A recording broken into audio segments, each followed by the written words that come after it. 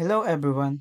In this lesson, I'll be presenting my 3D dice transformation project, which demonstrate how computer graphics use mathematical concepts from linear algebra and ordinary differential equations. By using HTML, CSS, and JavaScript, I created an interactive 3D dice that can rotate, scale, and reflect all through matrix transformations. The HTML defines the structure of the dice and its 6 faces, while CSS gives it a realistic look using gradients, shadow, and borders. CSS also controls the perspective and 3D layout of each face. The mathematical part of the project happens in JavaScript. JavaScript defines and applies the transformation matrices that control how the dice moves. Each transformation, rotation, scaling, and reflection is represented by a 4x4 matrix, and matrix multiplication combines multiple transformations into one final effect. For example, the rotate X matrix A function uses cosine and sine values to rotate the dice around the x-axis by angle A. In linear algebra, a transformation is simply a matrix acting on a vector. In our presentation, the dice's position in space is defined by vectors, and each transformation matrix changes. Those coordinates, rotation, scaling, and reflection are all linear transformations, meaning they preserve straight lines and can be expressed using matrices. In this page, I will discuss how did we manage to make the dice into 3D. The dice container.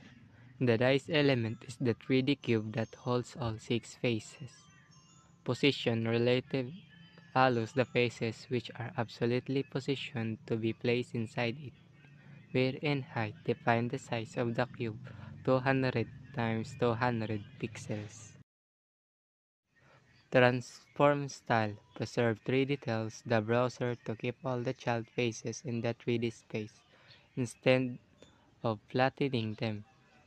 Transition. Transform 1 second this in out. Makes every transformation, rotation, scale, reflection smooth and animated over 1 second. The face class. Each face represents one side of the dice. Position.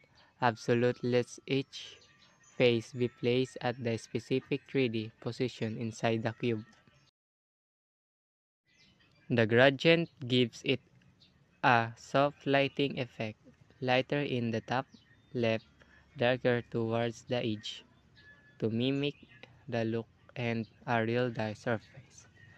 Border and border to radius create smooth rounded edges. The point face class. Box to shadow adds an inset shadow for depth. Display flex, justify content, center, align items, centers the pips on each face. Pip dots. Pip represent one dot on the dice. It's a small black circle. Border radius 50%. Position absolute allows each pip to be placed anywhere on the dice face. Top to left, bottom to right, center, and etc.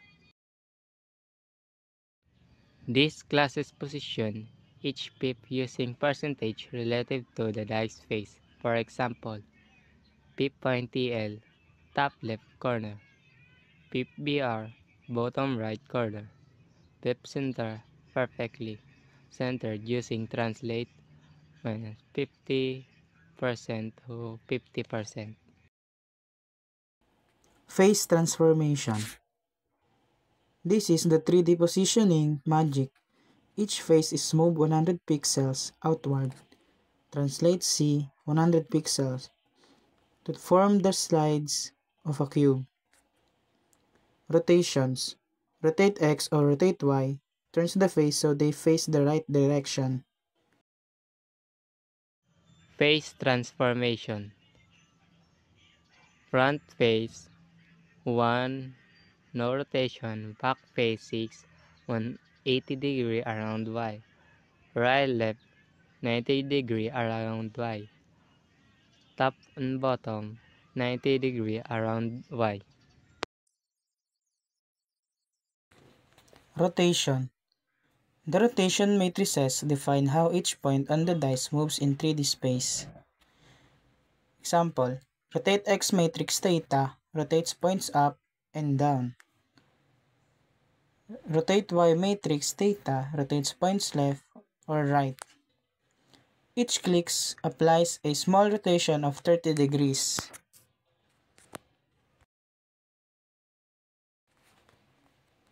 Purpose. The rotation matrix is used to rotate an object or point around the x-axis by an angle A in radians. It's commonly used in computer graphics, 3D modeling, robotics, and game development to transform coordinates. The example of rotation.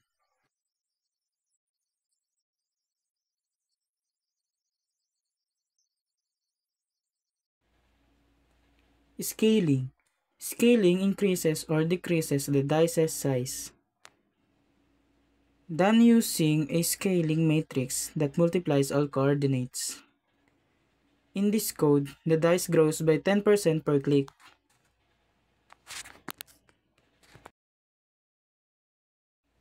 Purpose. The scaling matrix changes the size of an object in 3D space along the X, Y, and Z axis. It's used in 3D graphics, animation, and geometric transformations to make objects larger, smaller, or stretched in certain directions. Here's the example of scaling.